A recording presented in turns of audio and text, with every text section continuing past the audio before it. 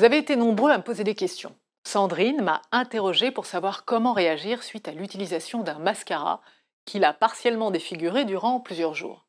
Elle a acheté un mascara d'une marque très célèbre qu'on retrouve dans tous les commerces et malheureusement, après l'avoir porté une seule fois, elle a été victime d'un œdème aux yeux.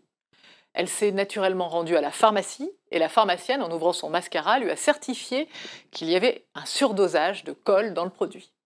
Ici, nous sommes au cœur de la question de la responsabilité délictuelle du fait des produits de santé défectueux, tout ce qui a trait au corps.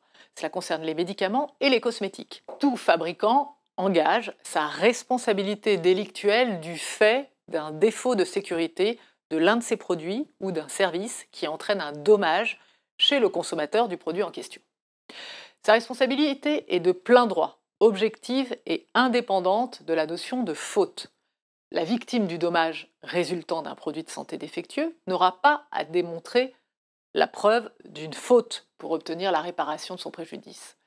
Et le responsable ne pourra donc pas s'exonérer en prouvant qu'il n'a pas commis de faute.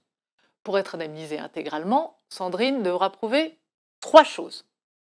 Son dommage, le défaut du produit et le lien de causalité entre le dommage et le défaut. La difficulté dans cette situation, c'est que c'est à Sandrine qui a engagé une action en responsabilité de rapporter la preuve de ce que c'est bien ce mascara qui a provoqué son œdème.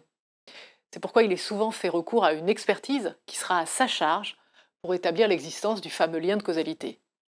Les juges se fonderont alors sur des présomptions graves, précises et concordantes pour établir l'existence de cette causalité, comme par exemple les données statistiques entre l'utilisation du mascara et l'œdème, l'absence d'autres causes susceptibles d'expliquer cette réaction chez elle, et enfin la durée entre l'apparition de son œdème et la pose du mascara. Elle a 3 ans pour engager des poursuites judiciaires en principe contre toute personne mentionnée sur l'étiquetage du mascara, le fabricant, le vendeur, le distributeur ou le titulaire du brevet.